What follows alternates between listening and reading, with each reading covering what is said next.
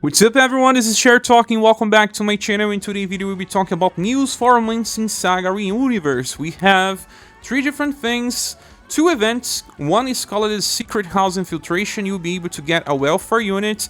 The HP cap for farming should be the same. There's also a companion event called Jamil's Treasure Hunt, and it seems like there will be plenty of rewards, even a special happier, but it should not be as strong as the ones that you can craft yourself. The HP cap is the same as the current event, so it will not increase. Many recent events have similar HP caps, so we're not getting much more power. And now we have a new banner called Romancing Festival Jamil. This banner here is actually, I don't know what to say. I just know that Genu is meta, and he's a very good character. And Shira is very good for those that have her first style, while Farah is a character that, well, tries to be too much things and relies too much on RNG. Lack of focus is a problem. Well, we already have the information about the global buffs to this character, so we're going to discuss now going to Reddit. So here we are, on Reddit. There is a post by Hands43 showcasing everything that changed between JP and Global, and we have different values for Endurance and Will on Jamil. They buffed it by decreasing his own intelligence, but since he does not use intelligence for any of his attacks, this is a very positive buff. He may not be your best damage dealer with dexterity on 104% and agility on 84%. Well, we've seen many characters with much bigger values than this, but he needed different status. He needs to survive in boss fights, so he needed to sacrifice something. He also has a very high charisma because he can actually charm. Well, for passive number 1, we have attack damage increases when all allies are alive. That is 10% increase as far as we know, and will help even when farming. 10% is okay, not as much as before now that weapons are just so strong, but still helps. And in boss fights, will always be active if you are using him the right way, because the second passive is called Scrum Guard. That is actually a defensive passive when compared to the first one. As long as everyone is alive, we decrease damage by 20%. And this is actually something we saw in many characters in the past. The first one was Jorg, the second one was Final Impress, Global Style. And we use that style today, and she's one of the best characters in the game.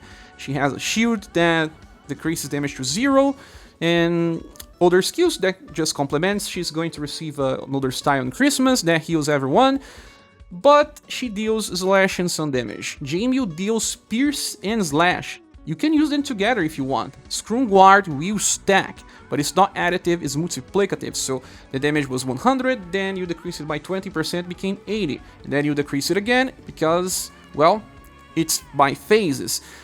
So it's a very useful skill for boss fights, and especially very hard content. If you are using formations like Tiger's Den, Scrum Guard stacks and becomes a very reliable resource.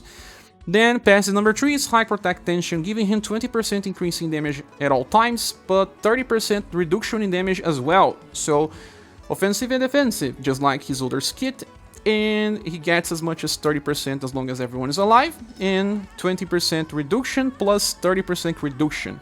Aligned with defensive formations is going to be very strong. Then let's go to skills. The first one is a fast AoE support skill, so this one will not be able to be used on auto, only on manual, and it tries to inflict charm to all enemies. Small chance, lasts for 4 turns, but also grants morale up and guard up. The morale up increases damage by 15%, guard up reduces damage by 12%, so it stacks with all the other defensive passives. These are not the best type of buffs for this. Well, morale up can go much higher than this, and guard up can as well, especially from Golden Ball. But since it's fast and it's just for a 4 EP skill, it's pretty good. You will be able to use this in Remembrance and will help. And in the future, we'll get a Remembrance battle where you need either Charm or Confusion, and this is why Jamil becomes important. So maybe even if you don't care about the Charm, morale up and guard up will help. Now the skill number 2 is a 6 VP attack with S power and roll damage for pierce and slash that was added in global. So this is actually pretty strong. Remember skills like Heaven on Nerf that were buffed when they became a plus by amplifying? Now you get the same damage but spread in a roll area. And we got plenty of column attacks that are just so good with Soji, Gustav, Darke, now will be able to do roll attacks with higher power. It's the start of the future, and because he can use 2 times and deals 2 times of damage, it's actually a pretty good investment to have. In a future Remembrance battle, we'll also have enemies aligned in a row, so he gets even more utility there. Because he's pretty defensive, he will do damage and help the squad survive. Then skill number 3, it's an APP attack with C power, but it's just like Abaddon Hands, very close to B. And it's fast and deals AoE, pierce and slash damage. This is already good enough, right? Because it's 1 BP less than Abaddon Hands. But then it also buffs pierce damage for all surviving allies by as much as 35% when maxed. It lasts for only 1 turn, of course, okay, but then it's fast, meaning that it will go before the other characters, does not sacrifice LP. You can even stack this with the latest version of Mikhail to do very high damage. With a supportive character, helping out on Nuke is amazing. So yeah, Jamil is meta. He is a character that works well. You can use him with Zeke, you can use him with Jorg, you can use him with Final Impress to increase your sustain because of Scrum Guard. And for all future Remembrance battles, he's going to be one of the best options to have in your party. Sadly, his banner companions are not as good as him because he's actually pretty busted. Farah is a martial artist attacker. She has high STR and agility and also intelligence. Those are the 3 more important status because she can be buffed, so she needs high intelligence. But is she a really good debuffer? I don't know. Her endurance and will are not so high, so she may take very high damage. She relies too much on RNG. First passive gives her 25% chance to heal and get BP. So it would prefer much better guarantee to heal very small and get 1 BP instead of healing for small. Then it's actually around 800 instead of 150. And she relies too much on RNG, and a passive number 1 already shows. Well, only 25% chance to heal for around 800 and get 3 BP. I will much better choose a passive that gives her 150 HP and 1 BP than relying too much on RNG, but it's what she has. Then the second one has 25% chance to get 5 BP. They may trigger together or not. And the last one is like Battle Tension. Starts the fight with 11 and gets 20% increase in damage. I don't know why they gave this for her. She would much better have something like, you know, high Protect Tension to survive while she tries to debuff. And she has 2 passives with 25% chance to trigger, and even if you consider the overall value, it's not as high as some other skills. We have characters that can buff a status and get 1 BP, for example, every turn. They don't rely on RNG. Then what we have here for skills is a C power attack with 1 BP. That's actually pretty strong for C power, but not that she's going to do too much damage anyway. Then skill number 2 is just a 9 BP triple S attack that has a chance to decrease intelligence by 30%. This is good actually, 30% is amazing. Do you need that much? And also remember that bosses have the 5 weaknesses, they may just stop you if you debuff too much. What you're going to do is start the fight with this and hope that you get more BP to use it as much as possible. Then we have the third skill that just got a little buff here. It's just now 13 BP instead of 14. And it doesn't have any chance. It will always debuff Will with a 4S damage attack. It's just blunt, nothing else. The damage will be good, even if she doesn't have more than 20% damage passives. Having the guarantee to debuff Will could have been interesting, but it's only on turn 2. She only starts with 11, so I don't know why they did what they did. So turn 2 you may have to wait sometimes to inflict status elements, like I had to many times, because I had the first turn to buff many of my characters, and on the second turn I was able to inflict ailments, but here it's just that, and then you have to wait many turns to be able to use this again. So I don't know if this strategy really works. And then she also buffs her own will, I don't know why, but it's for 40%. This helps, although it's not high when it starts. Then the third character is Shira, and Shira is actually nice. She got only 5% more agility, I don't know why they didn't change more than this. And she's a mage that uses martial arts weapon like Creator and some other deities. Her intelligence is high but not the highest one, and her will is pretty high as well. Those 3 status are the things that she focuses on. Her endurance is not as bad as it could have been, but not that great either. For passive 1, we get attack damage increases by 10% and she starts the fight with 12 VP. That will allow her to use some skills if you have the passive version of her. That actually pretty interesting. Like, she can even debuff Will as well.